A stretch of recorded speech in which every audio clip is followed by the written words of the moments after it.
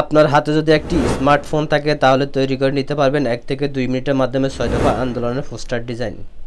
Hello viewers, আসসালামু আলাইকুম। কেমন আছেন সবাই? আশা করি ভালো আছেন।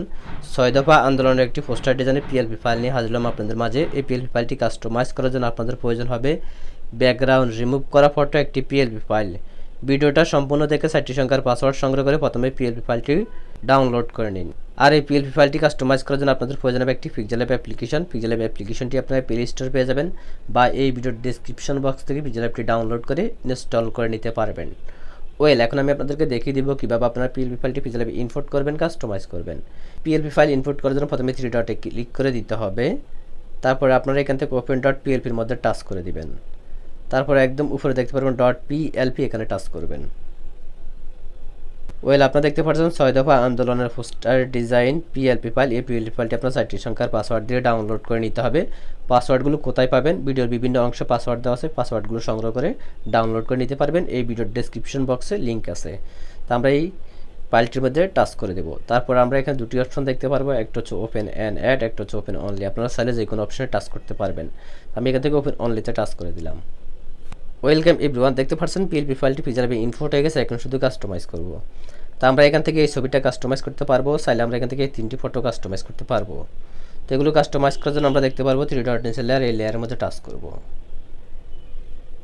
তারপর আমরা এখানে প্রতিটি লেয়ার দেখতে পারবো, যে লেয়ারটি কাস্টমাইজ করবে সেই লেয়ারটির অবশ্যই লকটা ছাড়াই নিব। তো আমি এই ছবিটা চেঞ্জ করবো, এই জন্য এই ছবিটা লকটা ছাড়াই নিচ্ছি। তারপরে আমরা আবার লেয়ার অপশনে টাচ করব। তারপর ফটোর মধ্যে টাচ করব। তারপর আমরা নিচে মাঝখানে একটা অপশন দেখতে পারবো, আমরা এই অপশনে টাচ করব। তারপরে আমরা এই পাশে আরেকটি অপশন দেখতে পারবো, আমরা এই অপশনে টাচ করব। গ্যালারি থেকে ফটোর ব্যাকগ্রাউন্ড রিমুভ করে একটা ফটো নিয়ে আসবো। আপনারা যদি ফটো থেকে ব্যাকগ্রাউন্ডটা না রিমুভ করতে পারেন তাহলে অবশ্যই ইউটিউবে গিয়ে সার্চ করবেন ফটো থেকে ব্যাকগ্রাউন্ড রিমুভ, এটা লিখে সার্চ করলে অনেকগুলো ভিডিও পেয়ে যাবেন, সেখান থেকে ভিডিওগুলো দেখে আসবেন। তারপর আপনারা এখানে টিকমার অপশন দেখতে পারবেন, এই টিকমার অপশনে টাচ করে দিতে হবে। তারপর আপনাদের ছবিটা চলে আসবে। এই ছবিটা হয়তো বা এই দিক সেদিক ঘোরাফেরা থাকতে পারে। তো এই দিক সেদিক ঘোরাফেরা থাকলে আপনারা আবার এই যে ক্রপ অপশন দেখতে পারবেন, এই ক্রপ অপশনে টাচ করে দিতে হবে। তারপর আপনারা কোনায় এই অপশনটা দেখতে পারবেন, এই অপশনে টাচ করবেন। তারপর আপনারা আবার টিকমার অপশনে টাচ করে দিতে হবে। তো দেখতে পাচ্ছেন ছবিটা ঘুরে গেছে। তো আপনারা ছবিটাকে কোনায় ধরে ছোটো বড়ো করতে পারবেন। তারপর একজাস্ট মতো ফটোটাকে এখানে বসায় দিবেন।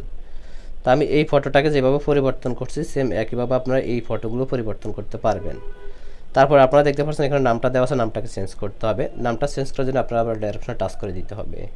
তারপর আপনারা এখান থেকে নামটাকে খুঁজে বের করবেন, লক আইকনে ক্লিক করবেন, পিন আইকনে টাচ করবেন, আবার পিন আইকনে টাচ করে দিবেন।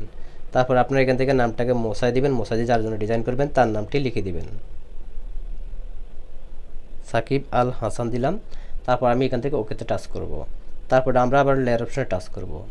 তো এভরিওয়ান দেখতে পাচ্ছেন নামটি চেঞ্জ হয়ে গেছে, তবে নামটা একটু বড় হয়ে গেছে। তো এই নামটাকে আপনারা ছোটো করার জন্য এখানে এ বাটনে টাচ করবেন। তারপর আপনারা এখান থেকে সাইজ অপশনে টাচ করে মাইনাসে টাচ করবেন, করলে নামটা ছোট হয়ে যাবে। তারপরে আপনারা এখান থেকে টিকমার অপশনে টাচ করে দিবেন। তারপর আপনারা ডিজাইনটি সেভ করবেন। সেভ করার জন্য একদম পুরো সেভ আইকনে টাচ করতে হবে। তারপরে এখান থেকে সেভ অ্যাজ ইমেজে টাচ করবেন। তারপরে আপনারা এখান থেকে সেভ টু গ্যালারিতে টাচ করবেন। টাচ করার সাথে সাথে ডিজাইনটি সেভ হয়ে আপনাদের গ্যালারিতে চলে যাবে। তো আজকের মতো ভিডিওটা এই পর্যন্ত। যদি ভিডিওটা আপনাদের কাছে ভালো লেগে থাকে তাহলে অবশ্যই একটা লাইক করবেন, কমেন্ট করবেন। আর আপনি যদি আমার চ্যানেলে নতুন দর্শক হয়ে থাকেন তাহলে অবশ্যই চ্যানেলটি সাবস্ক্রাইব করে রাখবেন নতুন নতুন পিএলপি ফাইল পাওয়ার জন্য। আর এই ডিজাইনটি করতে আপনাদের যদি কোথাও কোনো সমস্যা হয়ে থাকে তাহলে অবশ্যই আপনারা আমাদের টেলিগ্রাম গ্রুপ, হোয়াটসঅ্যাপ গ্রুপে জয়েন্ট হয়ে আপনাদের সমস্যাগুলো সমাধান করে নেবেন। ধন্যবাদ সবাইকে। আল্লাহ হাফেজ।